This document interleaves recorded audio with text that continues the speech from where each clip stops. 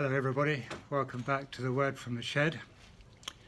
I'm here enjoying the last of the evening sun, sitting under my vine, or should that be clematis. And I just want to share with you a little of my life. When I became a Christian in 1974, it took me a little while to begin to understand in my head what had happened in my heart.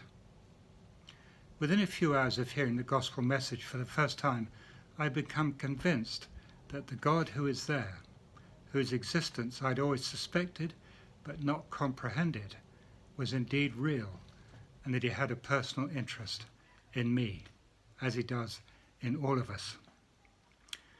As I listened, I slowly realized that I was having an encounter with holiness.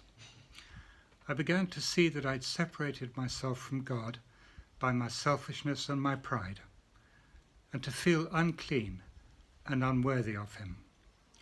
I saw that his innocent Son, Jesus Christ, had taken all the consequences of my ignorance upon himself at the cross, and I knew that I needed forgiveness. As I confessed and sought his mercy, I found myself being powerfully liberated and filled with new hope and spiritual power. Christ had met with me, freed me, and called me to follow him. This event has been the motivation and satisfaction of my life ever since. I've not lived perfectly, and I am no better than anyone else. But I do know that through Christ and Christ only, I am better than I was before. People say to me, well, it was bound to happen to you anyway. You were that kind of person. I'm surprised that anybody should have seen me in that way, but I know different. Once I did not love God, but now I do. Once Jesus was merely a great teacher, but now he is all things beautiful, wise, gracious, noble, and good. The very Son of God come into the world to rescue us and our planet from our fallen nature, and to restore us to God's likeness.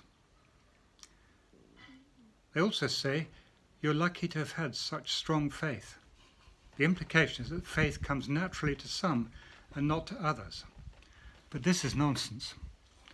There are two problems with it. First is, if faith comes naturally to anyone at all, we wouldn't call it faith. That kind of faith is based on something unperceived and uncomprehended. It is hope based on nothing. It is mere luck. Second thing is that there is an assumption in that statement that faith is something that we can work up for ourselves.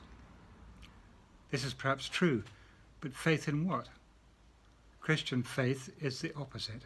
It has a givenness to it that comes through believing and receiving the message of Christ. Some people say your position is irrational. You're living in La La Land. Well, perhaps I am, but it's not a bad place. But seriously though, I've never come across a better, more rational and coherent explanation of the world, its problems and its cure than the one I find in the Bible. It is trusted by professors and workers, rich and poor, sick and healthy, elderly and youthful alike, all around the world. And all because of individual encounters with the living God in Christ.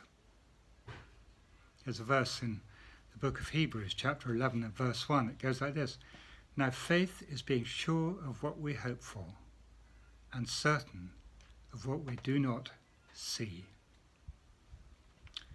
As the evidence of Christ's ministry in the world is apprehended by us, we begin to see him as he truly is, and to see God as he truly is. As we find our confessed pride and errant ways forgiven in Christ, we find in him a basis for faith that will carry us sure-footedly into the future we cannot yet see, both here and after death.